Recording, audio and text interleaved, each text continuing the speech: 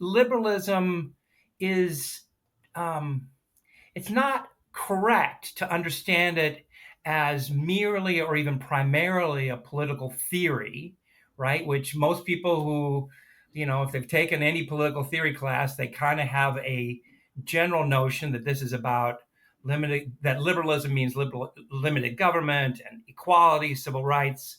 But your argument is that it's filtered down into the most ordinary and kind of almost invisible dimensions of our social lives. Is that right?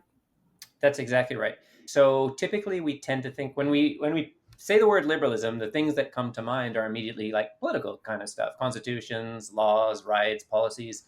And none of that's wrong. And I definitely don't want to throw that out. But what I try to contribute in the book is an awareness of how much liberalism and liberal values and habits and sensibilities have just kind of permeated the culture that you and I and people living in Western democratic countries navigate on a 24/7 basis. So I live in Australia, you live in the United States, I'm Canadian. So we're all going to have our own unique textures. But I think the same matrix of values is going to be quarterbacking most, if not all, of popular culture today. But we don't really know that, right? We don't understand that that's the case, right? That's right. So what I'm trying to do, it's as if we this is the pitch at its most extreme. As if we took a time machine back to the 19th century and everyone had forgotten the word Christianity, but they were still living the way they do Christian with Christian values and habits and mores. And someone were to furnish that word like your value system is Christian, they'd be like, oh, so that's the pitch of my book at its kind of most extreme. It's that we have this way in which we navigate the world, in which we understand ourselves and others, and it's most of the time it's just pre-conscious, pre-reflexive. It's our vibe, it's how we are in the world, but we don't nominate the right label for it. And the label that I think is most appropriate to kind of designate who we are nowadays is the word liberalism and the package of values that it nominates. Just so we're not in the dark here, and we'll get into this much more. What I mean by kind of liberal values, and you have a great deal to say about this, so we can bounce this back and forth. But the main three I nominate are things like if you value personal freedom, fairness, and reciprocity, then that for me is a liberal package. And my hunch is that that for you is not for you, the general listener, is that that is probably not merely or only confined to your political opinions or to your behavior as a citizen, but it sort of travels deep down in your bones as to who you are and the kind of entertainments you watch, the way you are in romance, in friendship, the way you parent, et cetera, et cetera. That's the claim of the book, that this thing, that liberalism is truly indeed hegemonic, and that to understand Well, our culture and ourselves, we need to see that.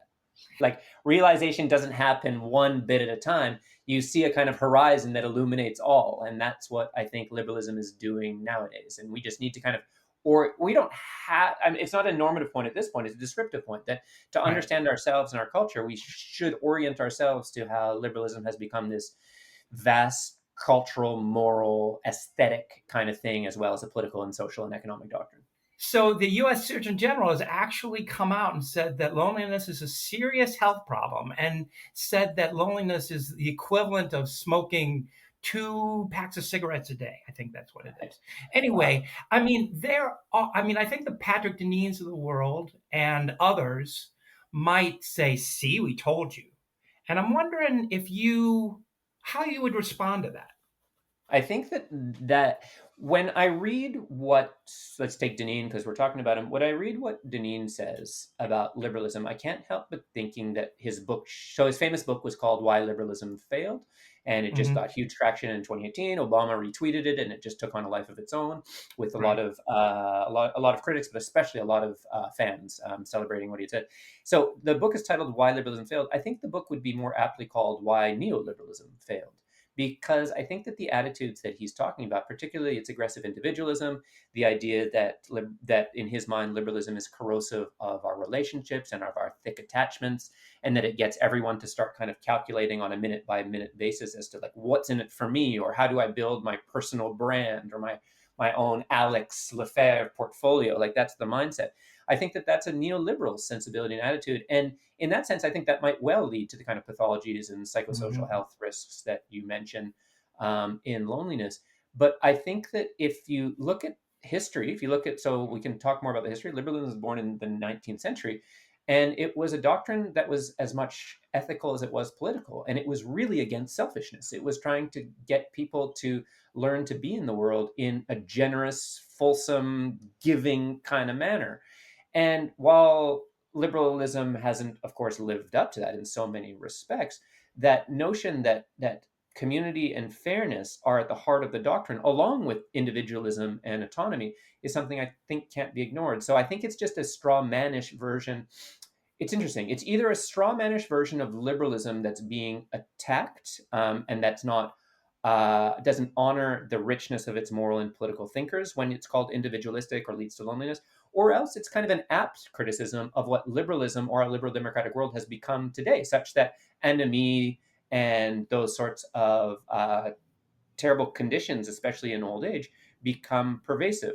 So I don't at all mean to celebrate liberalism and say that we live in the best of all possible worlds or that it is guarantees community, but I do think it has the resources internal to itself to motivate a criticism of our liberal world, but in and through liberal principles. Unlike Deneen, who wants to fly to some other set of principles to replace them, I think liberalism has the tools within itself to reproach the world that has become today and its loneliness and its atomism and all that stuff.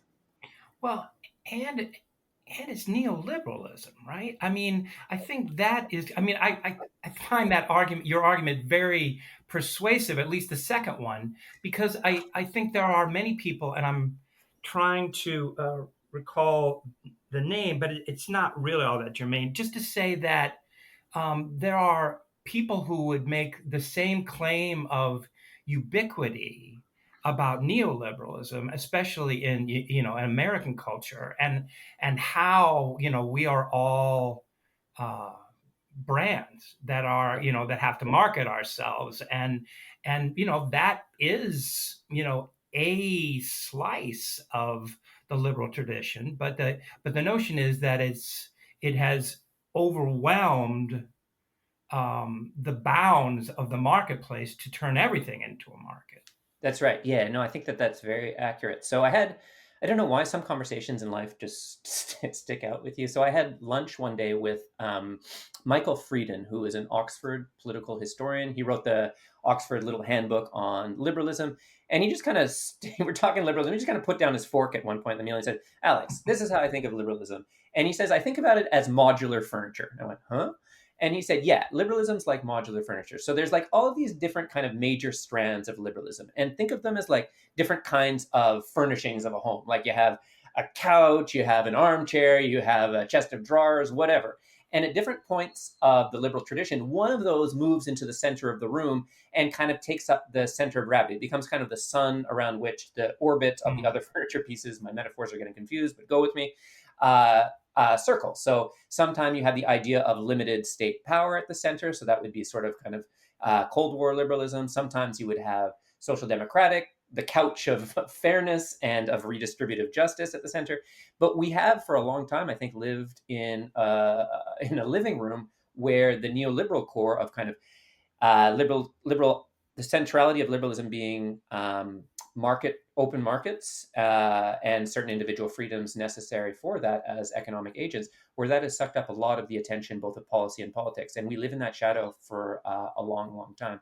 So I think the critics are right to indict that. I just don't think that that exhausts, as we were saying, what liberalism means as a whole. And I think that that tradition has terrific resources to